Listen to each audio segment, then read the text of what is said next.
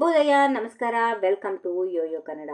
ಈ ದಿನದ ರಾಶಿ ಫಲಗಳನ್ನು ಮೊದಲಿಗೆ ಮೇಷರಾಶಿಯವರಿಗೆ ಇತರರ ಮಾತುಗಳ ನಿರ್ಧಾರ ತೆಗೆದುಕೊಳ್ಳೋದೇ ಇರುವುದೇ ಉತ್ತಮ. ವೃಷಭ ರಾಶಿ, ಸ್ನೇಹಿತರೊಂದಿಗೆ ಚರ್ಚೆ ನಡೆಸಿ ಸಮಸ್ಯೆಗಳಿಗೆ ಪರಿಹಾರ ಕಂಡುಕೊಳ್ಳೋದು ಒಳ್ಳೆಯದು.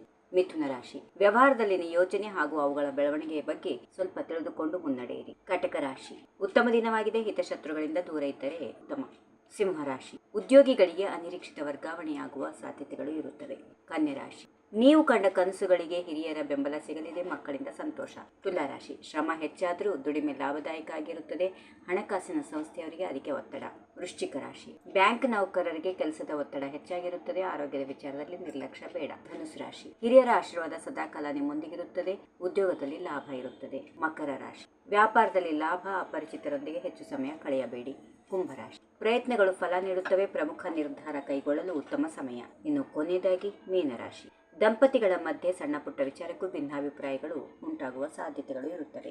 ಹೀಗಿವೆ ಈ ದಿನದ ರಾಶಿ ಫಲಗಳು. ಸರ್ವರಿಗೆ ಶುಭವಾಗಲಿ. ಶುಭ ದಿನ. ನಮಸ್ಕಾರ. If you like this video, ಬೇಗ ಲೈಕ್ ಮಾಡಿ, ಕಾಮೆಂಟ್ ಮಾಡಿ, ಶೇರ್ ಮಾಡಿ ಹಾಗೂ ಯೋಯೋ ಟಿವಿ ಕನ್ನಡವನ್ನು ಸಬ್ಸ್ಕ್ರೈಬ್ ಮಾಡಿ.